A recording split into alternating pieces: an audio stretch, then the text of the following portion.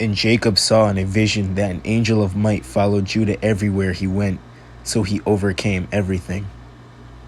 Shalom, you guys.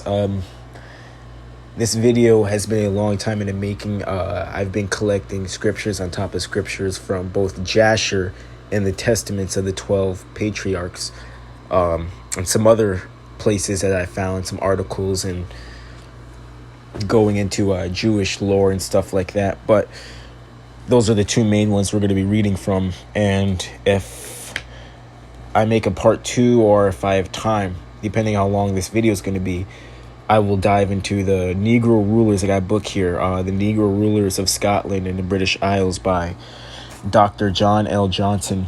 And we're going to go into the rulers of Scotland and the black rulership in Europe. Yes, the black rulership in Europe.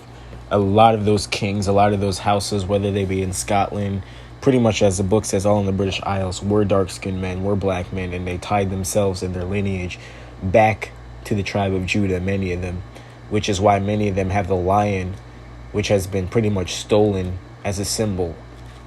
So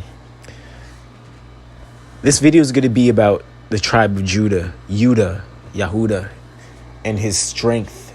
Right off the bat, we need to understand that every single one of the 12 sons of Jacob were superpowered. And I don't just mean slightly above average. They were just good athletes like the black men today are. I'm talking about they were literally superpowered in every sense of the way, whether you want to call it in terms of magic. They were superpowered in strength, most definitely strength, speed, durability. They were superpowered. And we're going to go into these books here, and they're going to go into stories, especially Jasher, talking about how truly strong all the sons were. But Judah was different. Judah is the king. Judah is the king of all of Israel. Judah is the king, most definitely. Judah is the lion. His roar is infamous and legendary. And he was the one that was first into battle. He was the one a lot of the stories and the things we're going to read, you're going to hear a lot of, and they feared Judah. They fled from Judah. They saw what Judah did, and they were afraid, including some of his own brothers. This man was battle ready. He was ready to go to war. He was ready to fight. He was ready to throw hands. He was an expert with the sword, with the javelin. He was, like I said, super powered in every sense of the way, to the point where whole entire armies saw what he would do, and the rest of them would run before they got slain, before just him. So, with that being said, let's just jump into it. We're going to go to my folder here on Judah's Roar. And we're going to go to the Testaments of the 12 Patriarchs. And we're going to start here. The Testament of Judah, the fourth son of Jacob and Leah. The copy of the words of Judah, what things he spake to his sons before he died. Verse 2, they gathered themselves together, therefore, and came to him, and he said to them, hearken, my children, to Judah your father.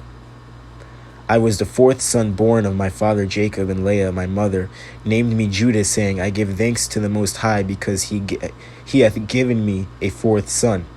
I was swift in my youth and obedient to my father in everything, and I honored my mother and my mother's sister. And it came to pass when I became a man, that my father, that Jacob, blessed me, saying, Thou shalt be a king, prospering in all things. And the Most High showed me favor in all my works, both in the field and in the house. I know that I raced a hind is a stag, a deer, and caught it, and prepared the meat for my father, and he did eat. And the roes I used to, ROES, I used to master in the chase, and overtake all that was in the plains. He's saying that he was faster and can outrun every animal that was in the plains. A wild mare, a mare is a horse. A wild mare I overtook, and caught it and tamed it. I slew a lion and plucked a kid out of its mouth. He plucked a lamb out of a lion's mouth and then killed the lion. I took a bear by the paw and hurled it down the cliff, and it was crushed. I outran the wild boar, and seizing it as I ran, I tear it in sunder. A leopard in Hebron leaped upon my dog. He had a pet dog. And I caught it by the tail and hurled it on the rocks, and it was broken in twain. I found an ox feeding in the fields, and seizing it by the horns and whirling it around and stunning it, I cast it from me and slew it. Now, a great thing about the Testaments of the 12 Patriarchs is underneath it goes into greater depth, and it shows you the Hebrew translation and the Greek translation and what they both mean and both what interpretations they have of it. So it's not just, you're just getting their interpretation of this book, which is a very, very, very rare old book. And according to other people, other Hebrew teachers out here, this book was not allowed to be touched. This was one of these books that were this was very sacred book that was kept for us for this end times, so that we may get a proper perspective on our patriarchs and our history. So on verse 6, it talks about the leopard in Hebron that leaped on his dog, and he caught it by the tail and hurled it on the rocks, and it was broken in twain. So we go down here underneath to verse 6, where it interprets the Hebrew and the Greek, and it says, Judah hurls a leopard from Hebron to Gaza, a distance of 37 miles. According to Judges 1 and 3, Samson carries the gates of Gaza to the mountains that were before Hebron. This mountain is nowadays shown in the neighborhood of Gaza. And it asks, can there have been a second Hebron near Gaza? According to Gad, Gad hurls a wild beast 2 furlongs. But in the book of Gad, which I have here as well, it says it doesn't pale in comparison to what Judah did to the leopard and their strength. So let's keep on going. Let's see. We're going to jump down here to verse 8. So right off the bat, you're seeing that he dominated nature, that he was dominant over all nature. All nature was subdued by him easily. And when the 2 kings of the Canaanites came, seethed in armor against our flocks, and much people with them, single-handed I rushed upon the king of Hazar, and I smote him with graves, and dragged him down, and so I slew him.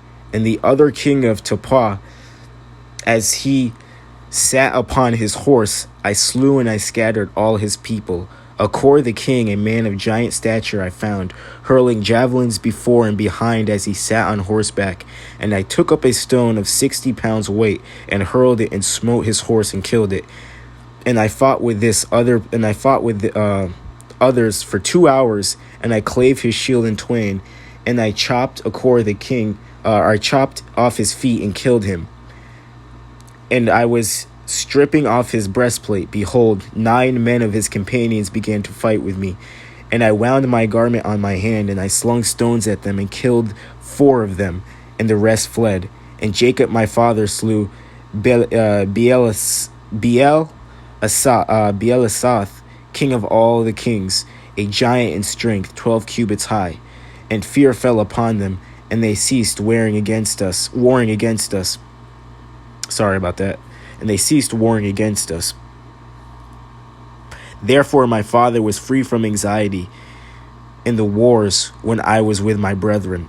So Judas saying that his father and the rest of his brothers took a deep breath when he was on the battlefield. And we're going to go into further stories. Don't worry, we're going to reference this, what we're reading with Jasher here. And it's going to go into a lot greater detail about what he just told us about slaying the king and chopping off his feet and then slaying him after that. We're going to jump to that. I think I'm going to read a little bit more from this, and then we're going to jump to that. We're going to get to this last part where it talks about him having the angel of might. Okay, and they stopped... and they ceased warring against us. Therefore my father was free from anxiety in the wars when I was with my brethren. For he saw in a vision concerning me that an angel of might followed me everywhere, that I should not be overcome. So let's jump up to this folder over here. My folder on Jasher. We're going to start at verse 24, and we're going to see how Jacob prayed before they went into battle. This is verse 24, chapter 38 of Jasher. And the sons of Jacob called unto the Lord and said, Help us, O Lord, help us and answer us, for we trust in thee. And let us not die by the hands of these uncircumcised men, who this day have come against us. And the sons of Jacob girt on their weapons of war, and they took in their hands each man his shield and his javelin, and they approached to battle. And Judah, the son of Jacob, ran first before his brethren, and 10 of his servants with him, and he went towards these kings. So, like I said before, Jacob was the first in battle, as he said in the Testament of the 12 patriarchs. His father Jacob did not have to worry when he was on the battlefield. None of them had to worry when he was on the battlefield. Not only did they have the Most High on their side, but they had Judah, this physical freak, on their side, who loved war, who was ready to take on everybody, was ready to throw hands with everybody. It doesn't matter if you were a giant, doesn't matter if there was 1,000 men before him. And Judah, the son of Jacob, ran first before his brethren, and 10 of his servants with him, and he went towards these kings. And Jeshab, the king of Tapnach, also saw forth first with his army before Judah. And Judah saw Jeshab and his army coming toward him, and Judah's wrath was kindled, and his anger burned within him. There it is. He's ready to go. And he approached to battle, in which Judah ventured his life. And Jeshab and all of his army were advancing towards Judah, and he was riding upon a very strong and powerful horse. And Jeshab was very valiant man, and covered with iron and brass from head to toe. And while he was upon the horse, he shot arrows with both hands, before and behind, as was his manner in all of his battles, and he never missed the place to which he aimed his arrows. And when Jeshab came to fight with Judah, he was darting many arrows against Judah. The Lord bound the hand of Jeshab, and all the arrows that he shot rebounded upon his own men. That sounds very familiar. I think it's with Gideon in the Bible. We see this a lot, that the Most High, when you're on the Most High side, when the Most High has blessed you and he has set out and he's given you his blessing, you can't fail. We've seen in many cases where many armies that have come against the people of the Most High have been confounded, and they start killing their own men. And other miraculous, crazy things start happening to your enemies when they go into battle before you. The Most High is evening out the playing field. And notwithstanding this, Jeshab kept advancing towards Judah to challenge him with the arrows, but the distance between them was about 30 cubits. And when Judah saw Jeshab darting forth his arrows against him, he ran to him with his wrath excited might. And Judah took up a large stone from the ground, and its weight was 60 shekels. In the Testaments of the 12 patriarchs, it said 60 pounds. And Judah ran towards Jeshab, and with the stone struck him on his shield, and that Jeshab was stunned with the blow, and fell from his horse to the ground, and the shield burst asunder. So Judah picked up this 60-pound rock, threw it at the king, this king Jeshab, and threw it at him so hard that it made him fly off of his horse. This man of great stature, no doubtedly a giant, threw this rock at his shield so hard it made him fly off his horse, and his shield break. And the kings that came with Jeshab saw the distance and the strength of Judah and the son of Jacob, and what he had done to Jeshab, and they were terribly afraid of Judah. We're going to be hearing that a lot. Like I said, many people are going to be saying they were terribly afraid of Judah. And they assembled near Jeshab's camp, seeing his confusion. And Judah drew his sword and smote 40 men of the camp of Jeshab. Now, in the Testament of the 12 patriarchs, it said that he fought with other men for 2 hours. So this, again, is going into more detail of what he was doing. And smote 40 men of the camp of Jeshab. And the whole of Jeshab's camp fled before Judah, and no man stood against him. And they left Jeshab and fled from him. And Jeshab was still prostrate upon the ground. And Jeshab had a single combat with Judah, placing shield toward shield. And Jeshab's men all fled. And they were greatly afraid of Judah. And Jeshab took his spear in his hand to strike Judah upon his head. But Judah had quickly placed his shield to his head against Jeshab's spear, so that the shield of Judah received the blow from Jeshab's spear, and the shield was split in two. And when Judas saw that his shield was split, he hastily drew his sword and smote Jeshab at his ankles and cut off his feet, and Jeshab fell to the ground, and the spear fell from his hand. And Judah hastily picked up Jeshab's spear, with which he severed his head and cast it next to his feet. That sounds familiar. Kind of sounds like David, doesn't it? And when the sons of Jacob saw that what Judah had done to Jeshab, they all ran into the ranks of the other kings. And the sons of Jacob fought with the army of Jeshab and the armies of all the kings that were there. And the sons of Jacob caused 15,000 of their men to fall, and they smote them as if smiting at gourds, and the rest fled from for their lives. Wow. So this is just a little preview. This is just a small little preview of what Judah was doing. And as we read before, let's go back to my folder on Judah here. Verse 9, Testaments of the 12 Patriarch. Therefore my father was free from anxiety in the wars when I was with my brethren, for he saw in a vision concerning me that an angel of might followed me everywhere, that I should not be overcome. All praises to the Most High. Look at him. And funny to say, the story about the guy on the horse, King Jeshab, I don't know if you guys seen an anime called Fist of the North Star, but I would go look it up if I were you, because I swear they took this whole entire story. We know that these other nations, we know that the Gentiles pretty much take every comic book superhero that they make and every superpowered being that they seem to come up with out of nowhere, whether it be Star Wars or stories just from cinema or comic books, or including anime as well, especially anime. They take the stories of our forefathers, they take the stories of the Hebrews, and they twist them, and they pretty much just whitewash them and rewrite them into their own versions. So you know that they have our records, you know that they've stolen our records. So they're most likely making movies and profiting off of our old stories, because in the anime, The Fist of the North Star, there's this giant who sits upon a giant horse, and this one dude, Kenshiro, he was able to defeat this dude that was on this horse. Like, I was like, come on. Like, when I read this, I was like, it's so obvious what they're doing. They're just really jacking all of our stuff, and it's quite annoying. It's really frustrating at this point, especially now that we have all this knowledge of what's been going on and who we are.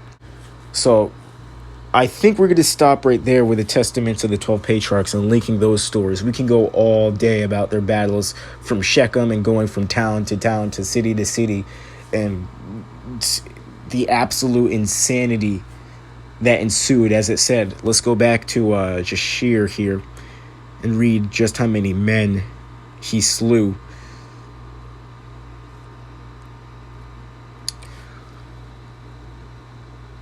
And the sons of Jacob caused 15,000 of their men to fall. 12 sons, 12 people versus 15,000 soldiers, including giants. And they smote them as if they were smiting at gourds. And let's go back up to verse 41 here. That's verse 42. We're going to go back up to verse 41. And when the sons of Jacob saw what Judah had done to Jeshab, they all ran into ranks of the other kings. And the sons of Jacob fought with the army of Jeshab and the armies of all the kings that were there. That's example one. This is just, like I said, this is just a little taste of Judah, the superpowered son of Jacob. Now we're going to go back to this folder here, and we're going to go into Judah's dealings with Joseph when Joseph was in Egypt, and the situation that happened with Benjamin in the golden cup, I think it was, that got stolen, or was not stolen but was set up to make it seem as if he stole it, because Joseph wanted to confront his brothers, and this whole thing was about to come to a head. So we're going to hear what happened when Judah pulled up to get his brother Benjamin back from his brother, who he did not know was his brother. And this is from Jasher chapter 54 verse 1.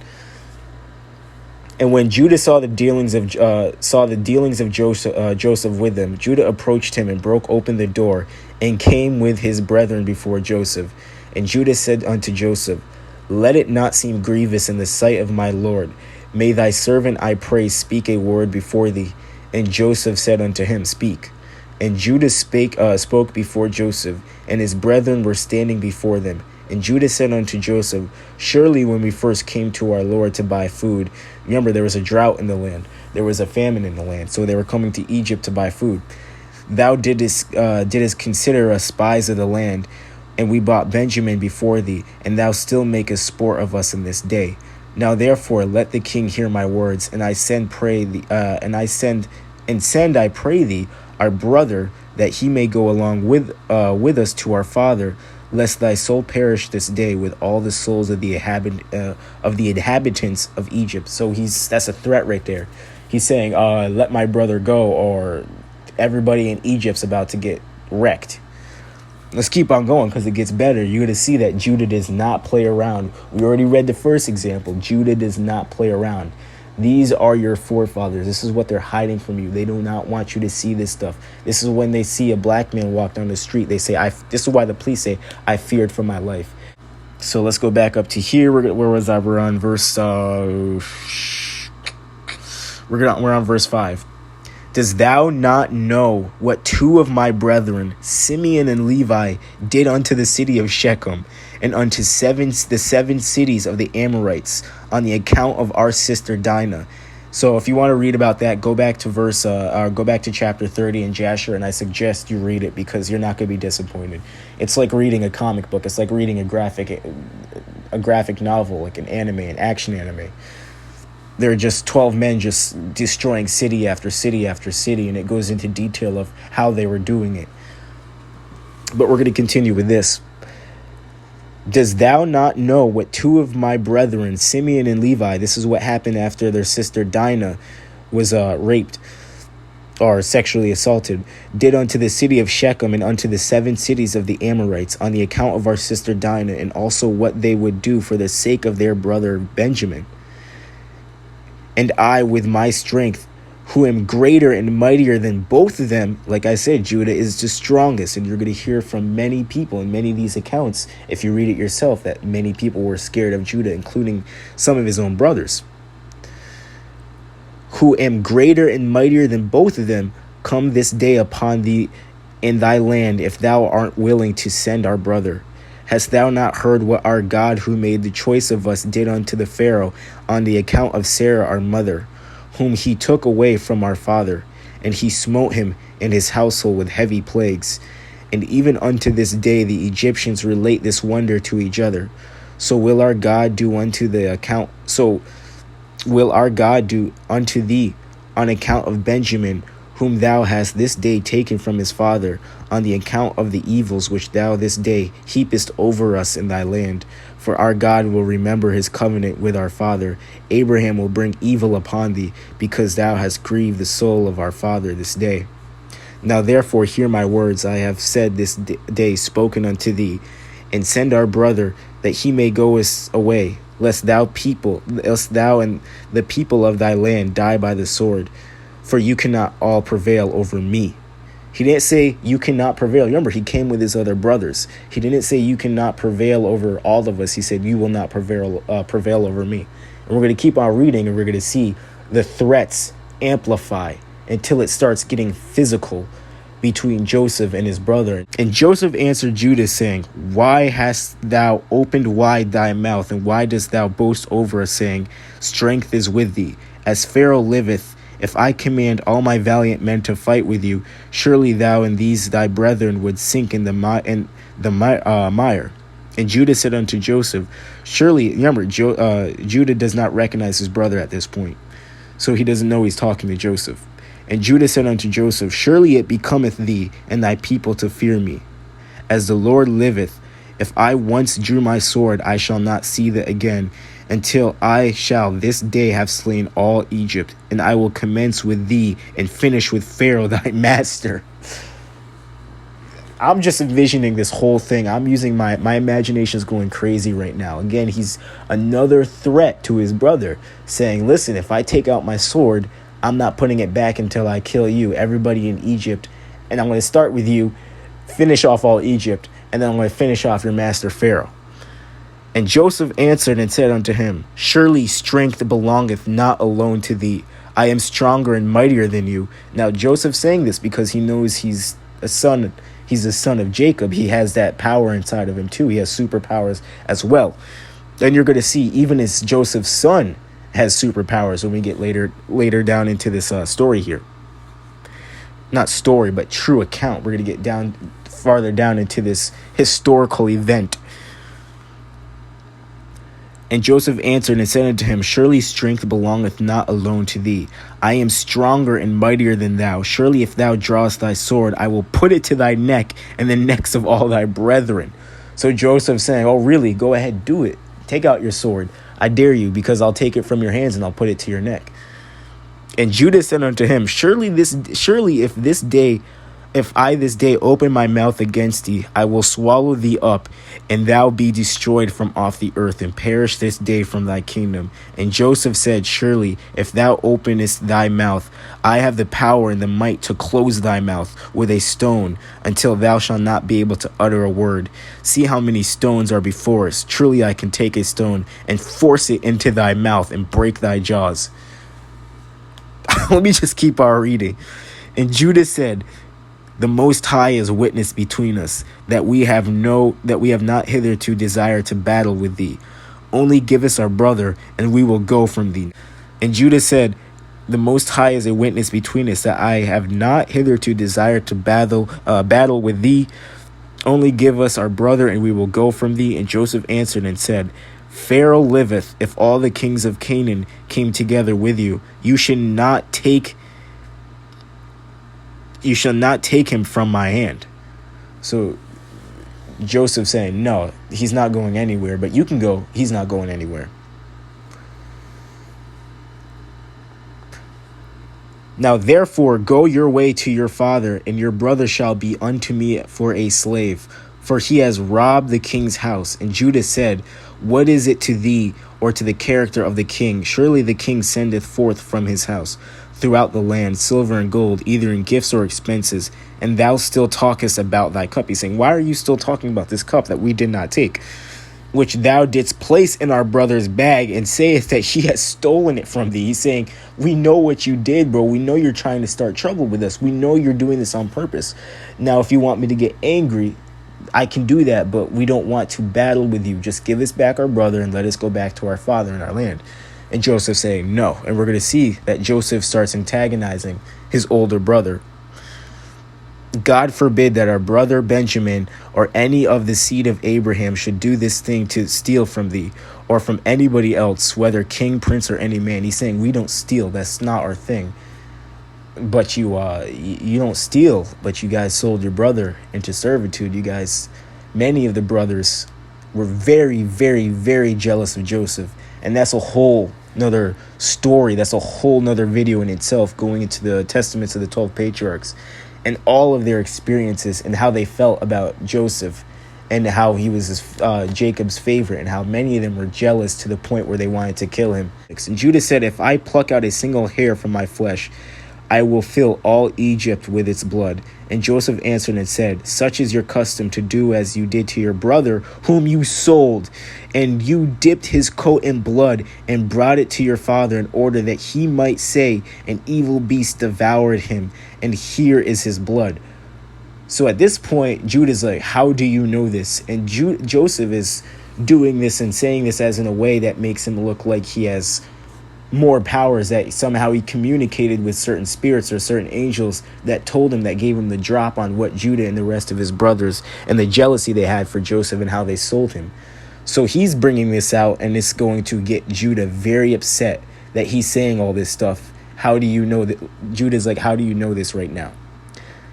And Judah heard this thing, and he was exceedingly wroth, in his anger burned within him. And there was before him that sat in that place a stone, the weight of which was about 400 shekels, so a 400-pound stone.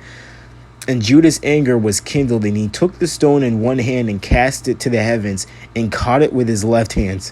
So he threw a 400-pound stone into the air, caught it with his other hand, and let's keep on going, and he placed it afterward under his legs, and he sat upon it with all his strength, and the stone was turned into dust from the force of Judah. And Joseph saw the act of Judah, and he was very much afraid. He commanded Manasseh his son And he also did with another stone like unto the act of Judah. And Judah said unto his brethren, let not any of you say, this man is Egyptian, but by doing this thing he is of our father's family. So Judah took a 400-pound stone, threw it up in the air, caught it, and with his anger, how mad he was that Joseph said that dirt to him about how he sold his brother. He's like, how do you know that?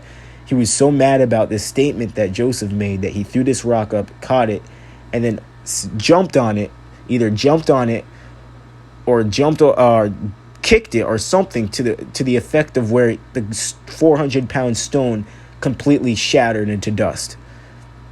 Joseph saw that he did this, was a little turned back by it, was a little afraid by it. That's his older brother. He knows his strength. He saw what he did, and then he looked over at his son Manasseh, and he told him to do the same thing. Manasseh picked up his 400-pound stone, did the same thing as Judah, and matched him. He matched the energy.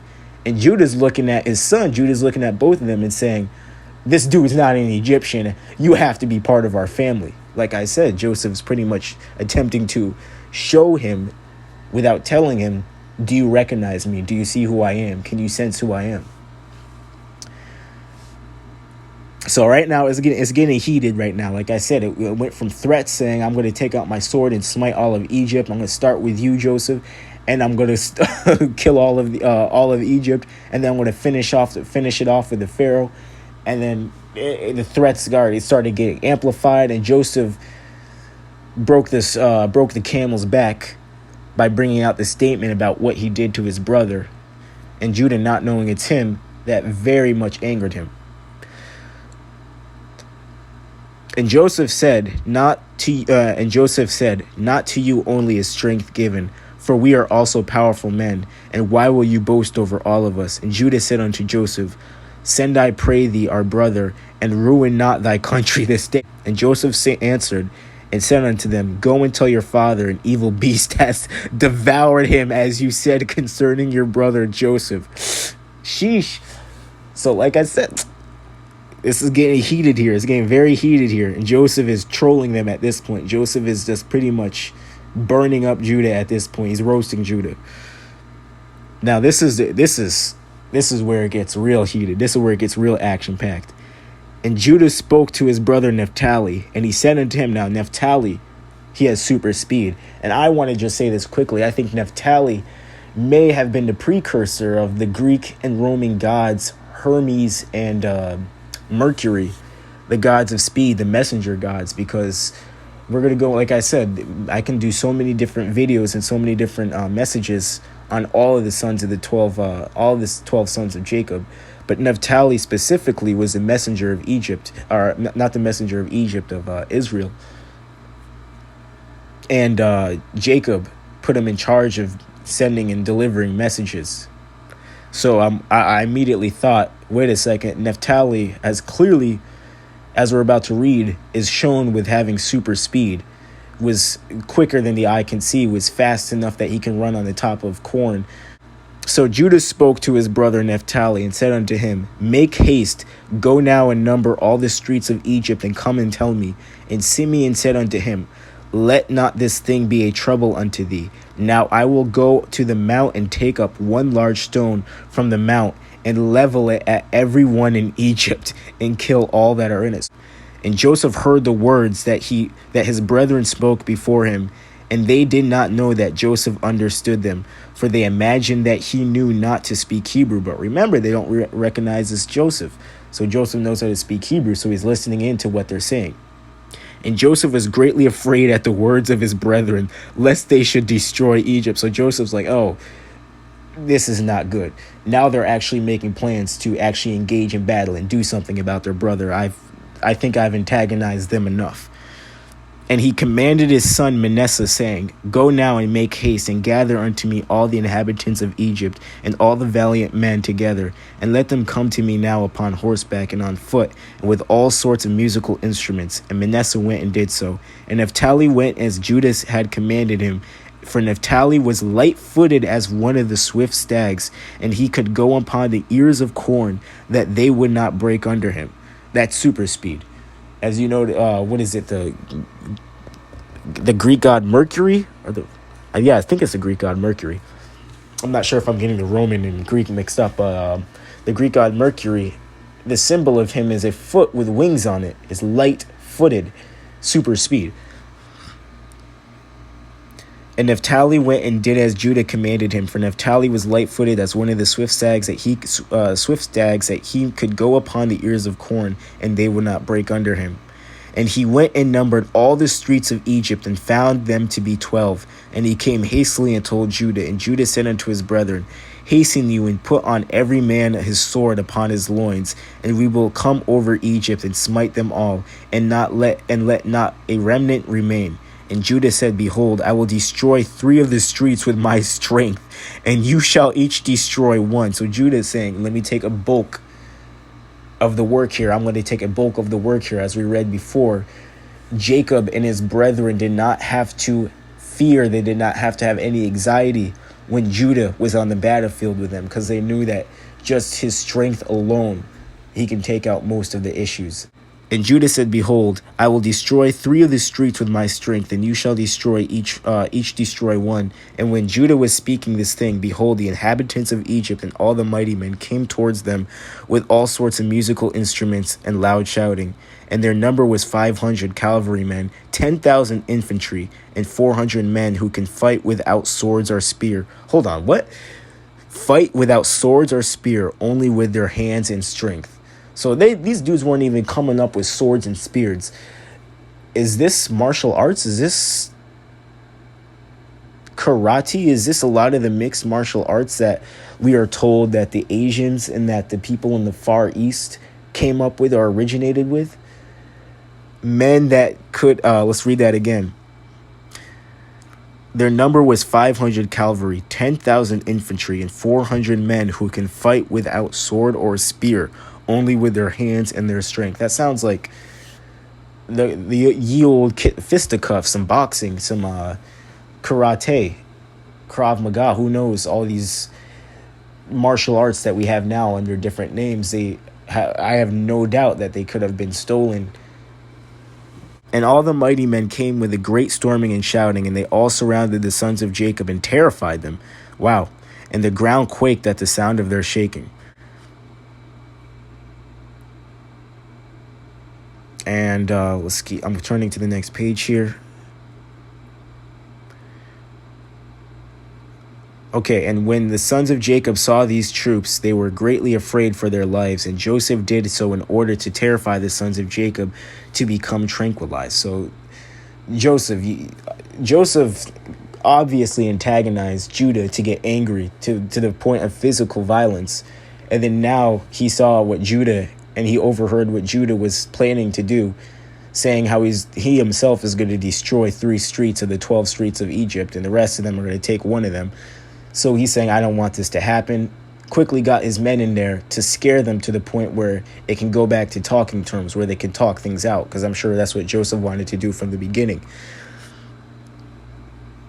And Judah, seeing some of his brethren terrified, said unto them, Why are you afraid, while the grace of God is with us? And when Judah saw the people of Egypt surrounding them at the command of Joseph to terrify them, only Joseph commanded them, saying, Do not touch any of them. Then Judah hastened and drew his sword and uttered a loud, bitter scream. Like I said, the video is going to be called Judah's Roar.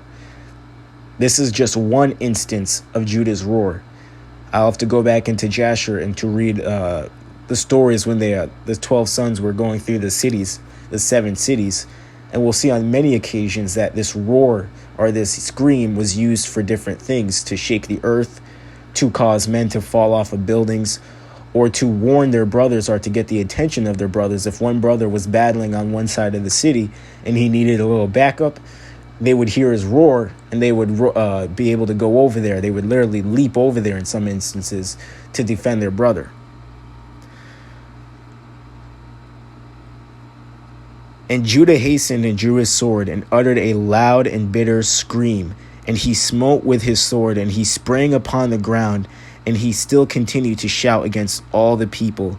And when he did this thing, the Most High caused the terror of Judah and his brethren to fall upon the valiant men of all the people that surrounded them. So obviously the Most High is watching everything that's going down.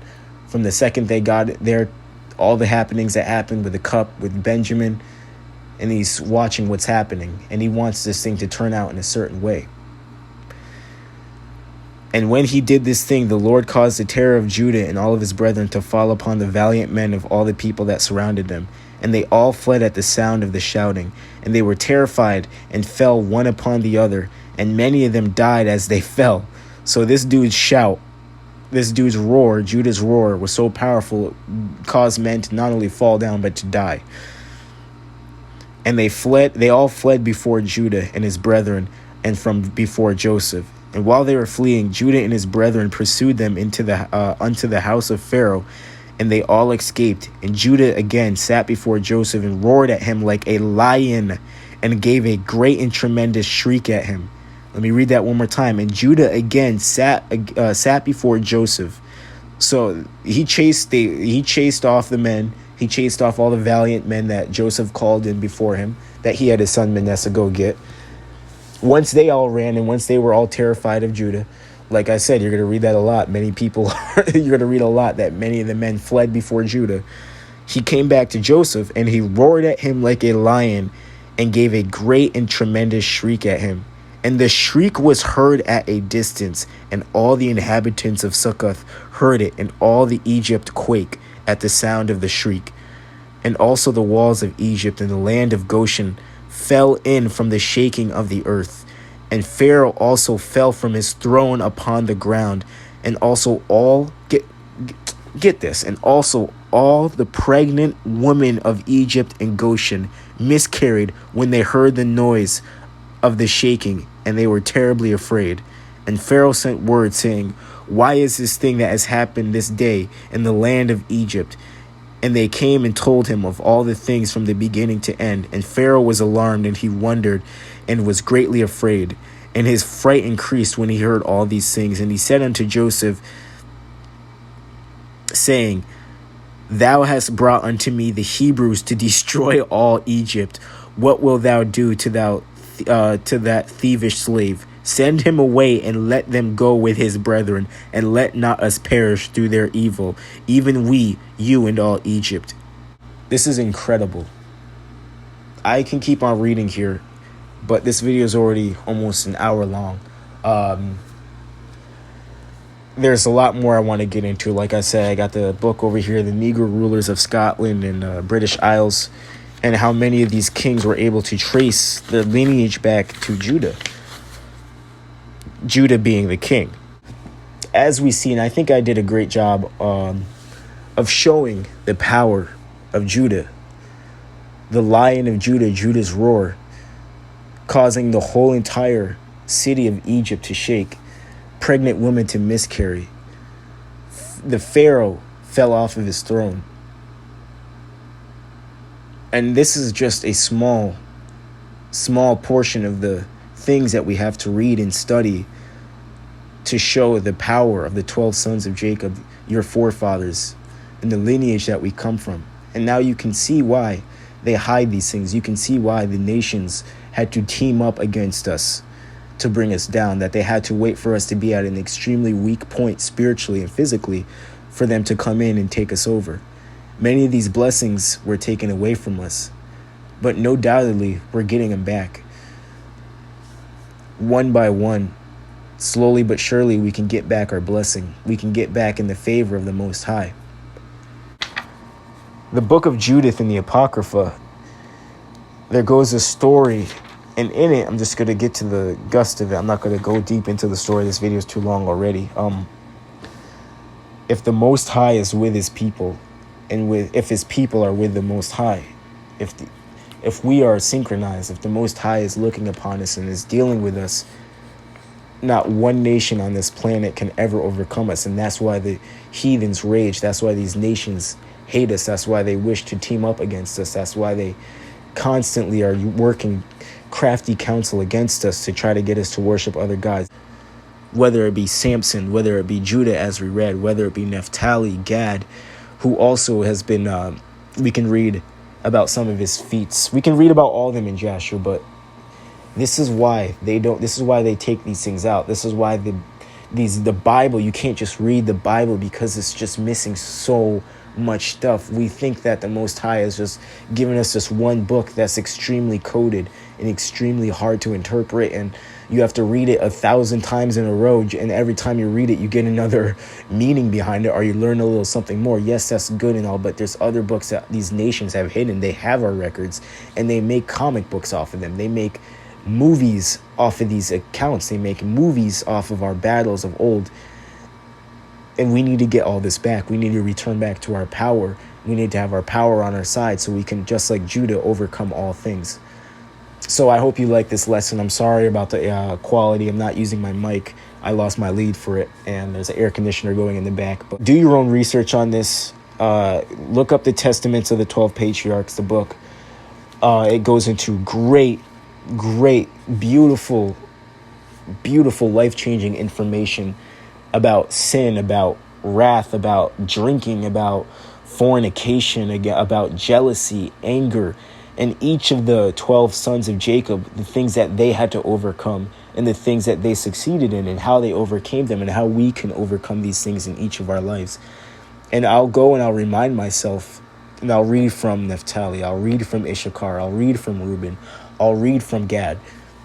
Because each of them, every one of them have their own lessons. When they're about to die and they gathered their children before them and they told them their life stories, and they told them, all of them go into detail about what was going to happen to us as a nation and how we're all going to fall away from the Most High and be put into servitude. And they go into great detail on that as to who will possess us. But I've done enough talking.